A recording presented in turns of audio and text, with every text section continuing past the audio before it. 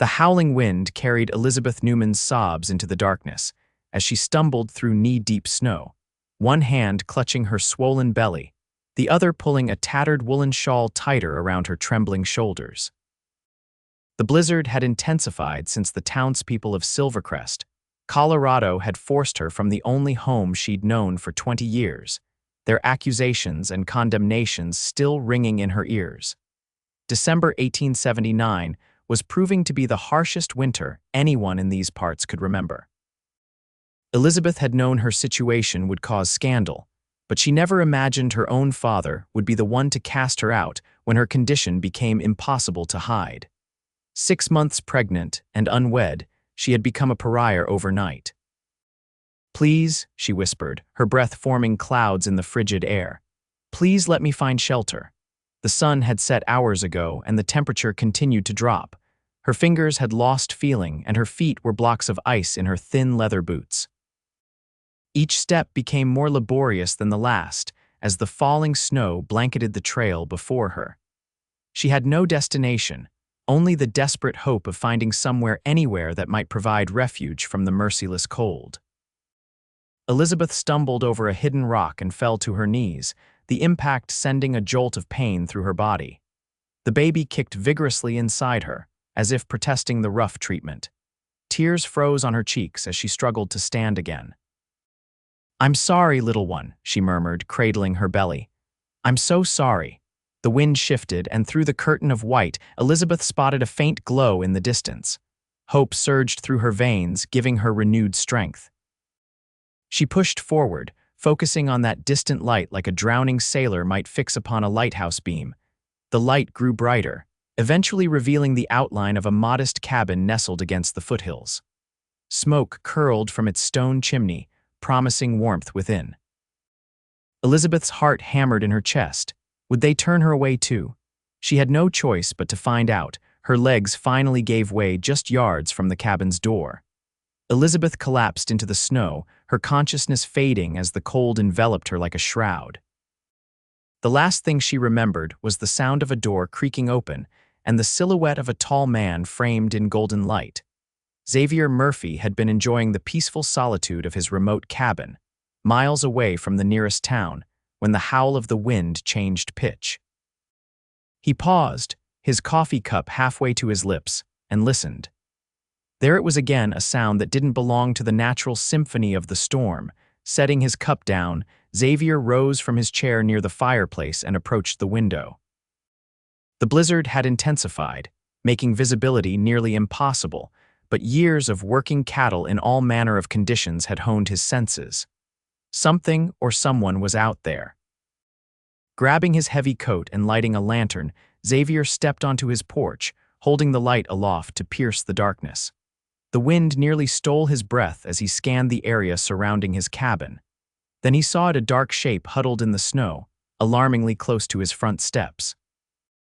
"Good Lord," he muttered, rushing forward. Kneeling beside the figure, Xavier brushed away the snow to reveal a young woman, her skin blue with cold, her body curled protectively around a swollen belly. She was barely breathing. Without hesitation, Xavier scooped her into his arms, surprised at how light she felt despite her condition.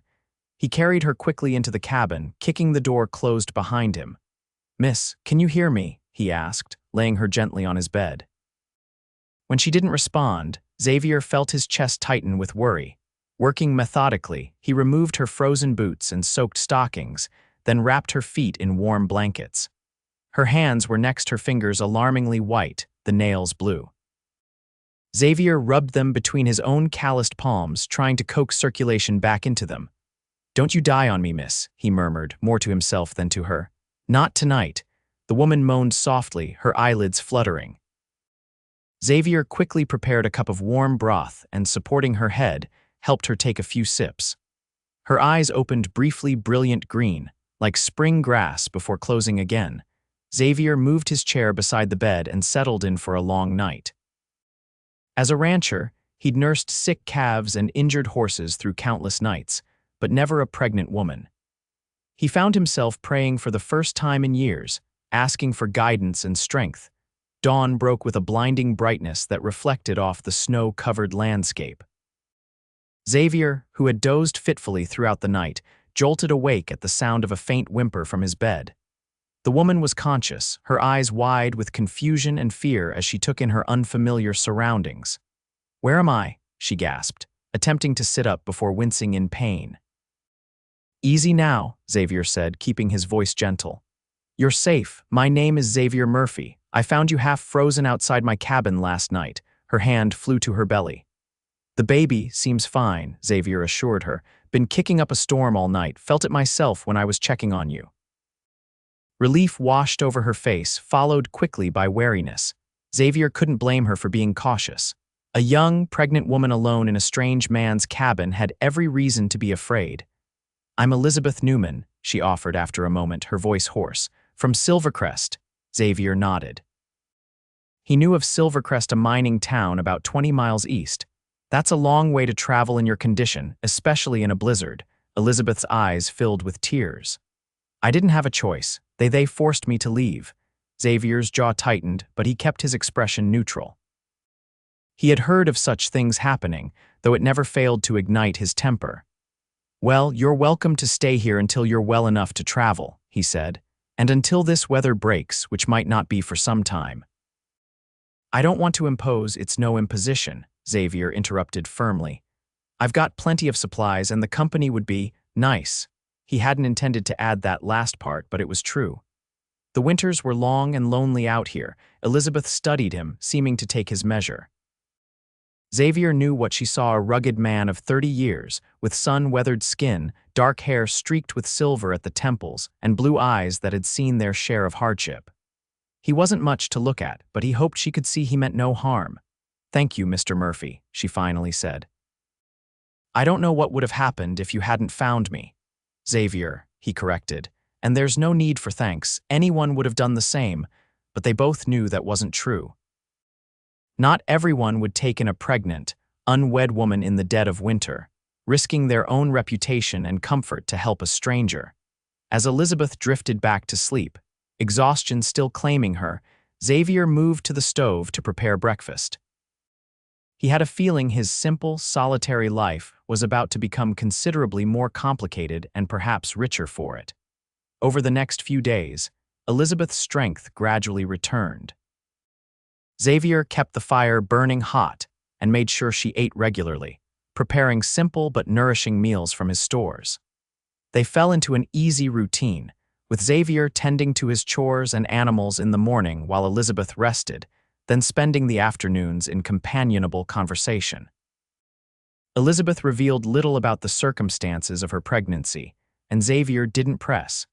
He had his own closely guarded past and respected her privacy. Instead, they spoke of books. Xavier had a modest but well-read collection, and of the land, which he loved deeply despite its harshness.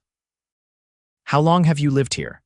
Elizabeth asked one evening as they sat before the fire, she in his armchair and he on a wooden stool he'd crafted himself. "Going on 8 years, Xavier replied, poking at the embers. "Came west after the war with nothing but a mule and the clothes on my back. Worked as a ranch hand, saved every penny.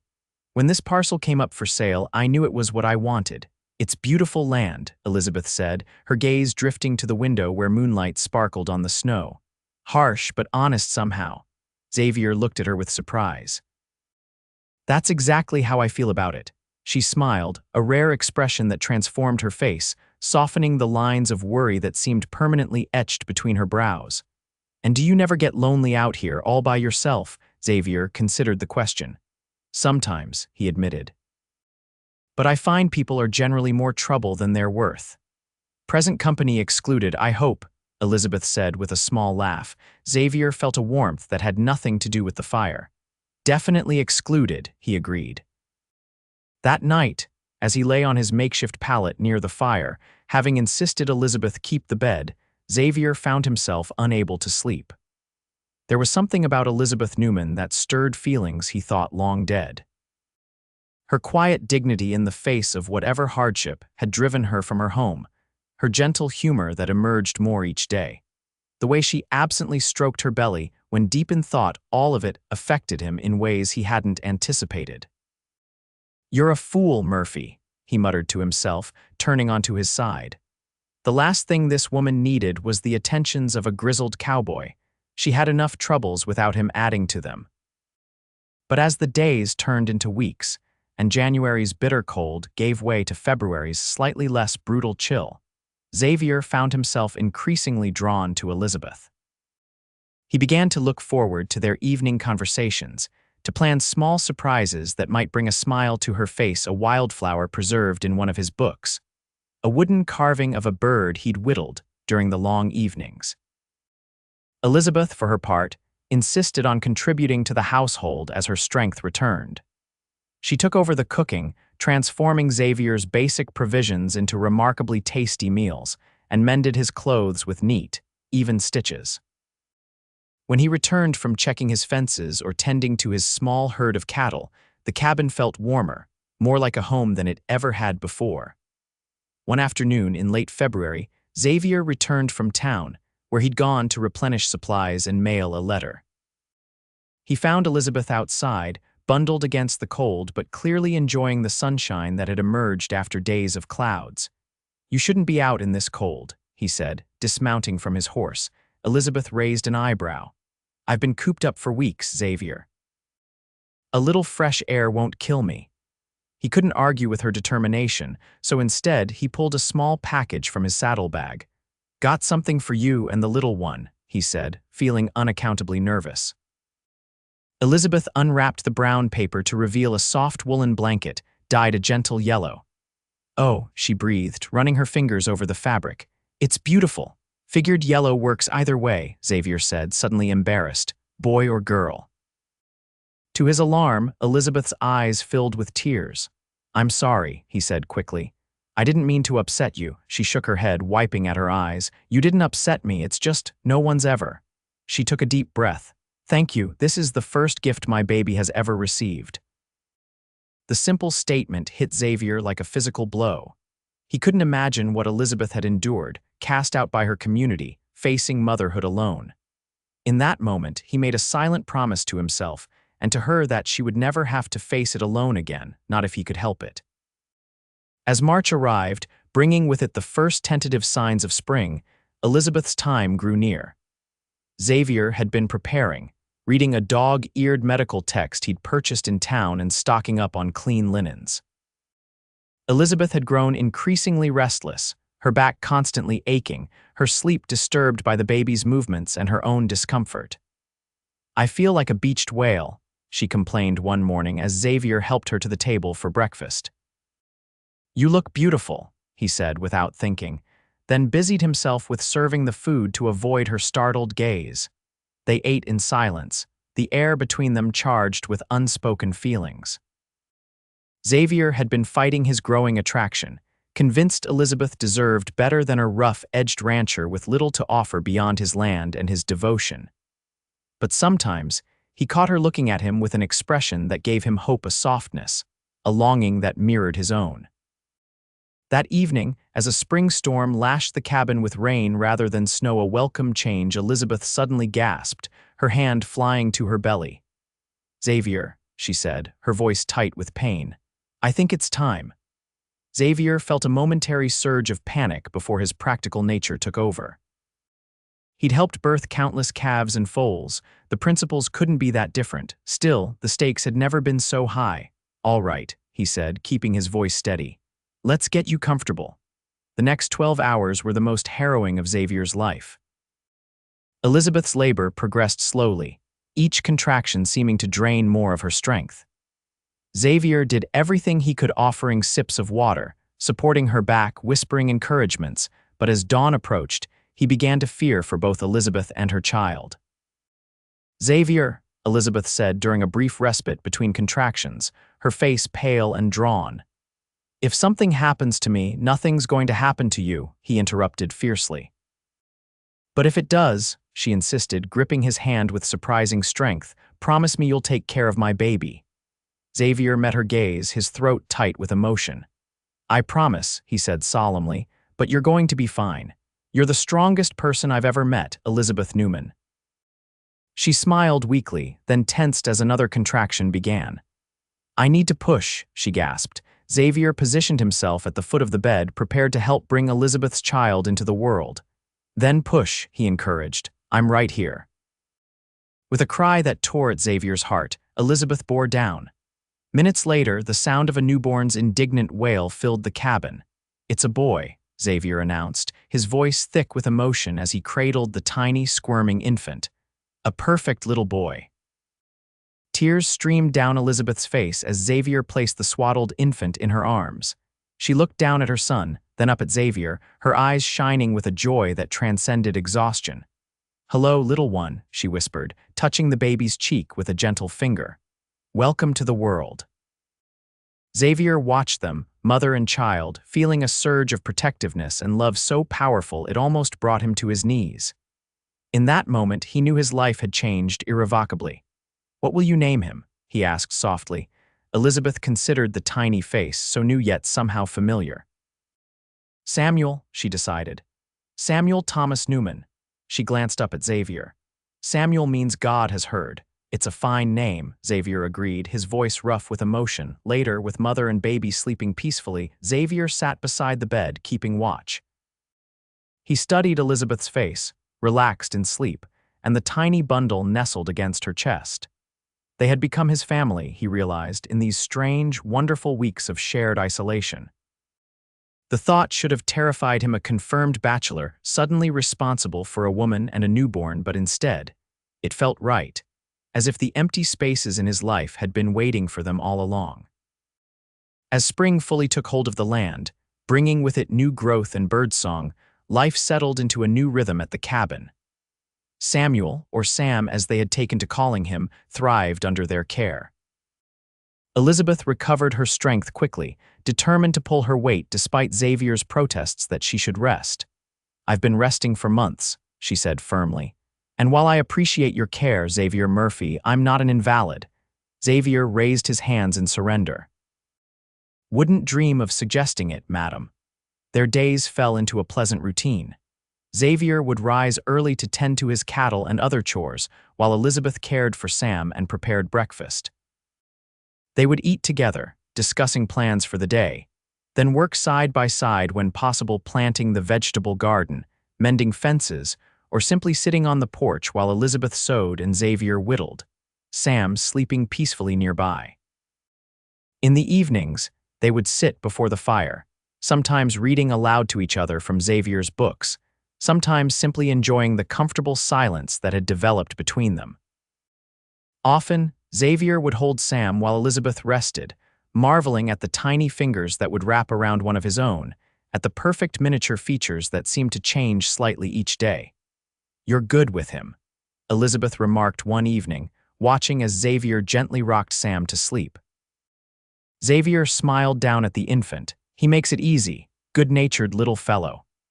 "Like his father," Elizabeth said softly, then immediately tensed, as if regretting the words. Xavier kept his expression neutral, though his heart raced. This was the first time Elizabeth had mentioned Sam's father. "You don't have to tell me," he said carefully, "but if you want to, I'm here to listen." Elizabeth was silent for so long that Xavier thought she had decided against sharing her story, but then she began to speak, her voice low and steady. His name was Thomas Wells. He came to Silvercrest last spring, representing an Eastern mining company. He was handsome, educated, charming. She paused, her gaze distant. "I was the schoolteacher, considered a spinster at 24, though I never minded the label. Thomas paid attention to me in a way no man ever had before." Xavier kept his eyes on Sam, giving Elizabeth the space to continue without feeling scrutinized. "He courted me properly at first dinner at my father's house, walks after church, but then he became insistent. Said we would be married soon anyway, that no one would know." She swallowed hard. "I was naive. I believed him when he said he loved me."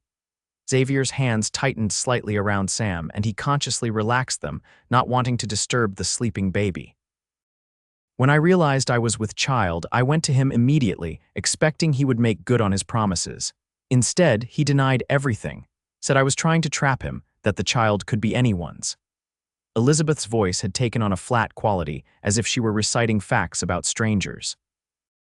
"He left town that night. I never saw him again." I'm sorry, Xavier said, the words feeling woefully inadequate. Elizabeth shook her head. I kept my secret as long as I could, but eventually, well, it becomes difficult to hide. My father was a respected elder in the church. When he discovered my condition, he gave me a choice: name the father publicly and face the consequences together or leave. And you chose to leave, Xavier said, understanding dawning. Thomas was gone. Naming him would have accomplished nothing except to further destroy my reputation and, by extension, my father's, so I packed what I could carry and left that night. She met Xavier's gaze directly. The storm caught me by surprise. I had hoped to reach the next town before nightfall. Thank God you didn't, Xavier said fervently. Thank God you found your way here instead. Elizabeth's eyes softened. Yes, she agreed quietly. Thank God for that. The next morning, Xavier was unusually quiet as he went about his chores. Elizabeth's story had affected him deeply, stirring old anger and new tenderness in equal measure. The injustice of her situation, the courage she had shown in the face of abandonment and judgment, these things only increased his admiration for her. And yet, he couldn't shake the feeling that their arrangement remained temporary. Elizabeth had never indicated that she intended to stay permanently, and Xavier had never asked. They existed in a strange limbo, neither family nor merely friends, bound together by circumstance and growing affection. As April turned to May, and the wildflowers began to carpet the meadows surrounding the cabin, Xavier found himself increasingly torn. He wanted to ask Elizabeth to stay to make a life here with him and Sam, but fear held him back. Fear that she would refuse, that she had plans that didn't include a solitary rancher with rough hands and limited prospects. Elizabeth, too, seemed preoccupied, often falling silent in the middle of conversations, her gaze distant. Xavier worried that she was planning her departure, now that the weather had improved and Sam was growing stronger each day. The situation came to a head one evening in late May. They had finished dinner, and Sam was sleeping contentedly in the cradle Xavier had crafted for him. Elizabeth stood at the window, looking out at the sunset that painted the mountains in shades of gold and purple. "It's beautiful here," she said softly. Xavier moved to stand beside her, careful to maintain a respectful distance. "It is," he agreed. "Most beautiful place I've ever known." Elizabeth turned to face him, her expression serious. "Xavier, I need to ask you something." His heart sank. This was it, she was planning to leave. "Of course," he said, keeping his voice level. "These past months," she began, then faltered. "You've been so kind to me, to Sam. You saved our lives, and I've been thinking about the future." Xavier nodded, bracing himself for the goodbye he had been dreading. "I have no right to ask this," Elizabeth continued, her hands twisting together nervously. "But I wonder if there might be a place for us here, permanently." Xavier stared at her, certain he had misheard. "You want to stay, only if you want us to," Elizabeth said quickly. "I understand if you value your solitude, if having a woman and a child underfoot isn't what you—" Xavier closed the distance between them in 2 strides, taking her hands in his. "Elizabeth," he interrupted, his voice rough with emotion. "I have been trying to work up the courage to ask you to stay since the day Sam was born. There's nothing I want more in this world." Her eyes widened. "Truly, truly," he affirmed, "but I need you to understand something. If you stay, I don't want it to be out of gratitude or necessity. I want it to be because—" He took a deep breath. "Because you might someday feel for me what I have come to feel for you." Elizabeth's expression softened. "And what is that, Xavier Murphy?" "Love," he said simply. "I love you, Elizabeth. I love Sam as if he were my own, and I want to build a life with you both if you'll have me." Tears filled Elizabeth's eyes, but her smile was radiant. "I already do feel it," she whispered. "I love you too. I think I have for some time now." Xavier felt a joy so intense it was almost painful. Slowly, giving her time to pull away if she wished, he leaned down and kissed her. Her lips were soft under his, her response gentle but unmistakable. When they parted, Xavier rested his forehead against hers, content to simply breathe the same air. "Will you marry me, Elizabeth Newman?" he asked quietly. "Be my wife, let me be a father to Sam." "Yes," she said without hesitation. "Nothing would make me happier." The wedding took place 2 weeks later, a simple ceremony performed by the circuit preacher who happened to be passing through the area. Their only guests were Xavier's nearest neighbors, the Johnsons, who lived 5 miles away and had become friends since Elizabeth's arrival. Elizabeth wore a dress of pale blue, sewn from fabric Xavier had purchased on a special trip to town. She carried wildflowers, and Sam, dressed in his best outfit, was held by Mrs. Johnson, who cooed and fussed over him throughout the brief service. Xavier, standing beside the woman he loved, his soon-to-be wife, felt a contentment he had never imagined possible. When the preacher pronounced them husband and wife, and he kissed Elizabeth as the setting sun bathed them in golden light, Xavier knew with absolute certainty that all the hardships of his life had led him to this perfect moment. That night, after the Johnsons had departed and Sam was sleeping peacefully, Xavier and Elizabeth stood on the porch of their cabin, their home, gazing up at the stars that blanketed the clear night sky. "Mrs. Murphy," Xavier said, testing the sound of her new name. Elizabeth smiled up at him. "I like the sound of that." "So do I," he agreed, wrapping an arm around her waist. "More than I can say." She leaned her head against his shoulder. "Do you ever think about how many things had to happen exactly as they did for us to find each other? If I hadn't been cast out, if you hadn't heard me in the storm. If Thomas Wells hadn't been a dishonorable coward," Xavier added quietly. Elizabeth looked up at him, surprised. "You don't mind about Sam's father, about my past?" Xavier shook his head firmly. "The past brought you to me." "Brought us Sam. How could I mind?" She stood on tiptoe to kiss him, a kiss that conveyed all the love and gratitude words couldn't express. When they parted, Xavier gazed down at her with tenderness. "Besides," he said, "Sam is my son now in every way that matters. And someday, when he's older, we'll tell him the truth that he has two fathers, one who gave him life and one who loves him enough to give his life for him if necessary." Elizabeth's eyes shimmered with tears. "You're a good man, Xavier Murphy." "Just a man who found something worth being good for," he replied honestly. As summer bloomed across the valley, Xavier and Elizabeth settled into married life with a happiness that seemed to grow with each passing day. Xavier expanded the cabin, adding a proper bedroom for them and a smaller one for Sam, who was growing at an astonishing rate. Elizabeth planted flowers around the porch and hung curtains in the windows, transforming the bachelor's cabin into a family home. Word of their marriage had reached Silvercrest, carried by travelers and traders. Elizabeth received a letter from her father in July, a terse note acknowledging her marriage and expressing hope for her welfare, though stopping short of an apology. She wrote back, telling him about Sam and Xavier, extending an invitation to visit that she suspected would never be accepted. "Does it bother you?" Xavier asked, finding her sitting on the porch after she had posted her reply. "That he might never meet his grandson?" Elizabeth considered the question. "It saddens me," she admitted, "but I've made peace with it. My father is a product of his time and his beliefs. Perhaps someday those beliefs will soften." Xavier sat beside her, taking her hand in his. "And if they don't?" She smiled, the serene smile of a woman who knows her own worth. "Then it's his loss. We have built something beautiful here, Xavier, something true and good. I won't spend my life seeking approval from those who can't see that." Xavier brought her hand to his lips.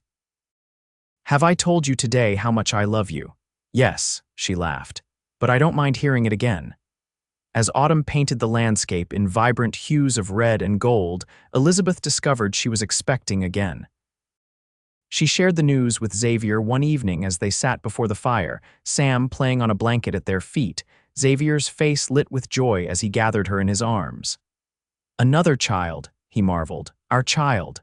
Elizabeth placed his hand on her still flat stomach. "Our child," she agreed. "A brother or sister for Sam." Sam looked up at the sound of his name, grinning the toothy smile that never failed to melt Xavier's heart. At 10 months, he was already attempting to pull himself up on furniture, eager to explore the world around him. Xavier scooped him up, settling the boy on his knee. "What do you think, young man? Ready to be a big brother?" Sam babbled happily, reaching for his mother. Elizabeth took him, kissing his chubby cheek. "I think that's a yes," she laughed. That night, as they lay in bed, Xavier's hand protectively covering Elizabeth's stomach, he found himself overwhelmed with gratitude. "Sometimes I still can't believe this is real," he confessed.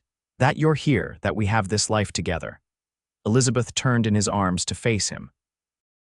"It's very real," she assured him, tracing the line of his jaw with gentle fingers. "And it's only just beginning." Winter came again, but this time Elizabeth faced it from the warmth and safety of a loving home. As Christmas approached, Xavier surprised her by bringing home a small pine tree, which they decorated with paper stars and strung berries. They exchanged simple gifts: a new hat Elizabeth had knitted for Xavier, a delicate silver locket Xavier had purchased for Elizabeth during a trip to town. On Christmas morning, as they sat before the fire watching Sam delight in the wooden toys Xavier had carved for him, Elizabeth felt a profound sense of peace. 1 year ago, she had been alone, afraid, facing an uncertain future. Now she was surrounded by love, secure in the knowledge that whatever challenges lay ahead, she would face them with Xavier by her side. "Penny for your thoughts," Xavier said, noticing her contemplative expression. Elizabeth smiled, leaning against his shoulder. "I was just thinking about how much can change in a year, how life can transform completely when you least expect it." Xavier pressed a kiss to the top of her head. "For the better, I hope. Beyond anything I could have imagined," she assured him. As winter gave way to spring once more, Elizabeth's pregnancy progressed without complications. Sam took his first unassisted steps in March, toddling across the cabin floor with a look of determination that made his parents laugh with delight. "Stubborn, just like his mother," Xavier teased, earning himself a playful swat from Elizabeth. "I prefer to call it determined," she retorted, "and he gets it from both of us." In April, a letter arrived that left Elizabeth pale and shaking. Xavier found her sitting at the table, the paper clutched in her hands, tears streaming down her face. "Lizzie," he asked, alarmed. They had taken to using the shortened version of her name in private, a small intimacy they both cherished. "What's wrong?" Wordlessly, she handed him the letter. It was from a lawyer in Denver, informing Elizabeth that Thomas Wells had died of typhoid fever 3 months prior. Before his death, he had confessed to his family about Elizabeth and their child, and had amended his will to leave a substantial sum for Sam's education and future. Xavier read the letter twice, trying to absorb its implications. "Are you all right?" he asked finally, setting the paper down and taking Elizabeth's hands in his. She nodded, wiping away tears. "I'm not crying for Thomas," she clarified. "I mourned what might have been long ago. I'm crying because now Sam can know that his birth father acknowledged him in the end, that he tried in some small way to make amends." Xavier understood. Though he considered Sam his son in every way that mattered, he knew that someday the boy would have questions about his origins. This legacy, this acknowledgement, would ease the pain of those questions, at least in part. "We'll put the money aside," Xavier decided. "For his education, like Wells intended, and when he's old enough, we'll tell him the whole truth." Elizabeth nodded, squeezing his hands. "You're a remarkable man, Xavier Murphy.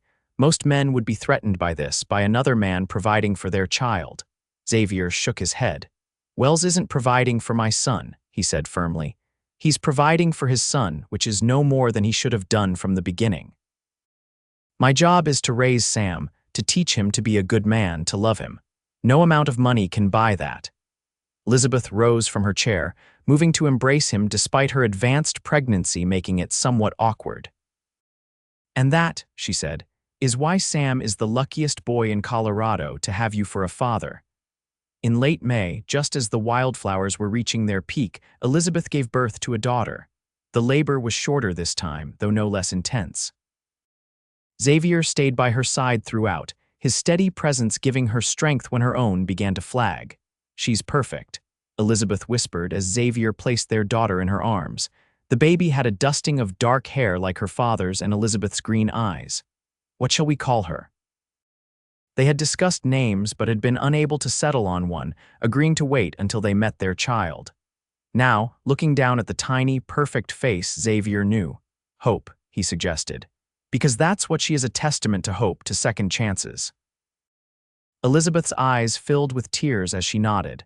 "Hope Murphy, it's beautiful." She looked up at Xavier, her expression radiant despite her exhaustion. "Thank you for giving me this life, this family." Xavier shook his head, his throat tight with emotion. "You're the one who gave it to me. You and Sam and now Hope. You're everything I never knew I needed." 2-year-old Sam was fascinated by his baby sister, constantly wanting to touch her, to be near her.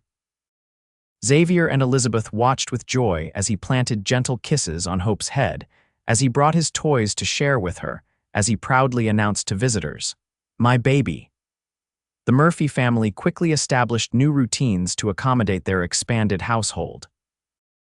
Xavier continued to work the ranch, now with occasional help from neighbors' sons eager to earn extra money.